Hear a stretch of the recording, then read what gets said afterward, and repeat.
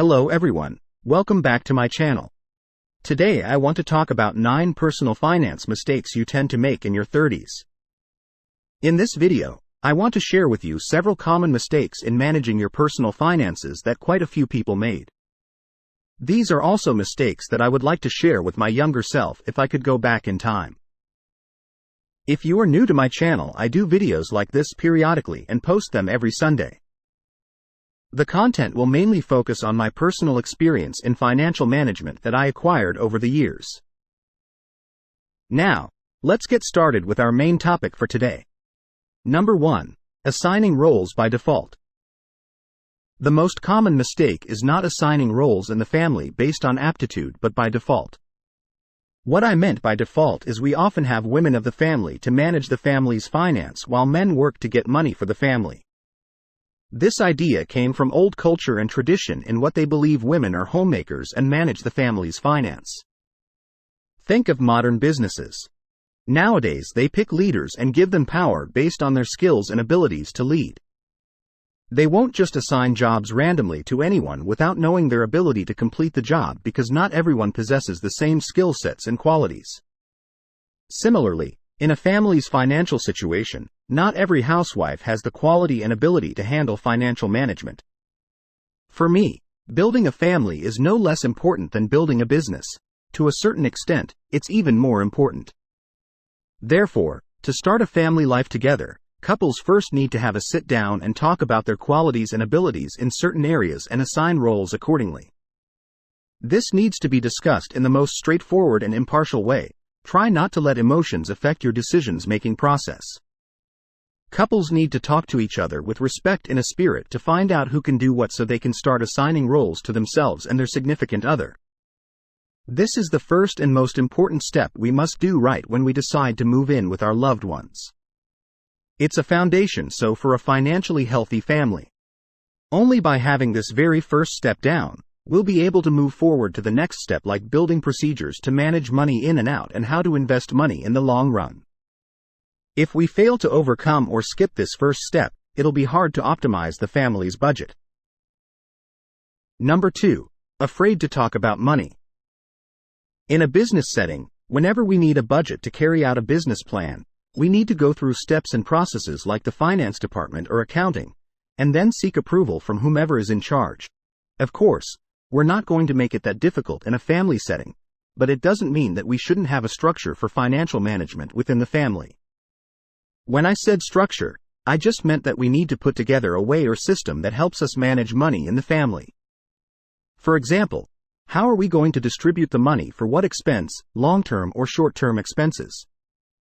And then what strategy are we going to use for a long-term investment? This is very important not just in personal finance management but also in family finance management. If we don't have a good financial management plan, we will end up living from paycheck to paycheck and be stuck in an endless cycle and never got out. All of these problems happen because we avoid to talk about money within the family, that we're afraid to sit down and talk about how we're going to manage the family's finance. The most effective way is that we should sit down and talk to each other about the goals we want to achieve. For example, financial freedom for the family, or shorter-term goals. Then from those goals, you start to sit down and map out the path to manage spending and manage family savings. We can start by making a list to track income and expenses. From there, we can determine the basic spending level of our family and then ask ourselves what the standard spending level of our family is. Once we know these numbers, then we can start building a budget, including a cash flow. Then we can start the accumulation activities for the reserve funds and beyond that, the investment funds.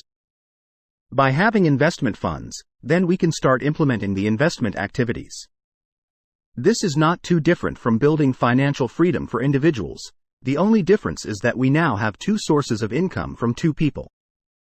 There are many more things to go over, but in general, we can completely apply what I have shared with you so far on financial freedom to manage finances.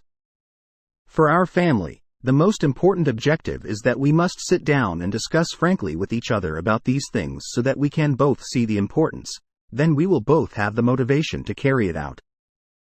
Only by talking to each other, we can avoid the situation where only one person sets a goal and then has to constantly remind the other person to stick to the plan. It's hard for both, the person reminding and annoying for the person to be reminded of all these things. It starts with sitting down and having a frank conversation with each other about money. This is something that people often ignore when looking at their family, but through what I just said, you guys can also see that ignoring this is very dangerous. These are the two foundations that I think are the most important before we start talking about other activities. Just by achieving these two things, it will make other activities much easier. Number 3. Not having a financial goal. The third mistake is that we do not have a clear financial plan other than a reserve fund for emergency situations and a rainy day fund. In addition to these funds, we should also have a plan for all spending activities in the family, especially about having children. We usually have children in the form of getting married, after a while then by default we have children, or we decide to have children according to the age of the woman. Of course, I understand it is also important because a woman's body has an ideal age to have children. However, there is another aspect that we rarely pay attention to. The question is, are we ready to have children, in a financial aspect? But in many cases, we don't prepare anything in advance until we have children, then we're ready to go. Now let's think back to when we bought a car. More or less, we all have to plan in advance how much it costs to buy a car. How much is the cost of gasoline and annual maintenance? How much is the insurance fee, and then the total of those costs? How much is it divided into months per year? From there, we start to accumulate and then buy a car when we think we can afford it. And it is just a car, just an object. What about having children? Surely it is much more important in terms of monetary alone. We all know that in today's lifestyle, the cost of raising a child is very expensive. But the reality is that we rarely have a thorough financial plan about this, which leads to the fact that once we have children, we have to run from one end to the other. As a result, it puts more burden and financial stress on the family. Instead of going through all that trouble, we should make an estimate in advance of what we need to spend on our children at each stage. From there, we plan the steps to prepare. It is not necessary that we have to wait until we have accumulated a lot of money until our child turns 18, but at least we should have backup funds enough to rest our heads on for a few years. For example, before having a child, we prepare a child support fund to take care of the child from 1 to 2 years old. When the child turns 1 year old, we continue to plan for the period from 1 to 2 years old and 2 to 3 years old. Within the scope of this video, I cannot analyze it in detail. But the main idea here is that we should have systematic financial preparations. Number 4. Buying or renting a house. The next mistake is also the most common mistake in spending during this age, that we are faced with the choice of whether to rent a house or buy a house. The vast majority of us often have the common belief that buying a house is better because if you rent, every month you just throw money out the window by paying rent. It is not necessarily wrong to think that way, but it is also not necessarily right. It depends on each case. Speaking of renting versus buying a house, I will do a separate video and go more in depth on this topic. In that video, I will have a detailed analysis of every aspect of it, but within the scope of today's video, I will only briefly share a few main ideas. First, we must sit down to make plans. Create a balance sheet to see, along with a source of cash, if we use it to buy a house, how much we will get back after a certain period of time. And from there we compare to when we use the cash to invest and how much profits from dividends it will get us. For example, suppose you have $100,000 in your bank. If you were to buy a house, you would obviously save money on rent every month, and after 5 years, if you were to buy the right house, the value of that asset would increase. Now let's dive into more math. Instead of spending that $100,000, but this time, we don't buy a house, instead we invest it in the same amount of time. After 5 years, how much income will that investment generate? Then from there, we bring that number to the number we earned from buying a house to compare. More advantageous, of course, is that here I only give very basic ideas. We haven't even considered that when buying a house, we have to borrow from the bank and pay interest, and then in terms of renting and investing, It also depends on what field to invest in, and depending on the field, it will have different profitability levels. And not including the opportunity costs when we buy a house, we will no longer have the capital to invest when we face other opportunities. I'll talk about this in a separate video. As for this topic, I will share in more detail within the scope of today's video. I just want to share with you that we need to sit down to carefully analyze each activity, plug in the numbers, and then make decisions based on those specific numbers. Try not to do it just because other people are also doing it. Number 5. Buying houses above your affordability. Next, after making the decision to buy a house, people often make the mistake of choosing to buy houses that are out of their financial capabilities when they do. Buying a house is one of the activities that is most easily influenced by emotions. We will easily imagine the scene in which our family will live and how happy it will be. If we are influenced by emotions, we will easily fall into a situation where we try to buy a house that is beyond our current financial ability. If to buy a house we have to borrow part of the money from the bank, it will lead to more monthly interest, not to mention for expensive houses, it will lead to a series of other problems. Other expensive costs like the maintenance fee are also higher, the insurance fee is also higher, and there are many other costs, all of which will increase the daily spending budget. Our monthly expenses for other things are limited, so no matter how much we can do, we have to put it all into the house. There's not much left to spend on other things. From there, it affects the quality of our lives, not to mention, because of that, we no longer have much cash to save, and it leads to us missing out on early opportunities. The end result is that besides the house, we no longer have any other investments. Therefore, the key point is that we must determine where our financial situation is and choose the house that is commensurate with our affordability. Number 6. Spending too much for kids. In terms of spending, another aspect is that we spend too much on our children. This sounds a bit unusual, but let me explain. When we have children, we usually want the best for our children.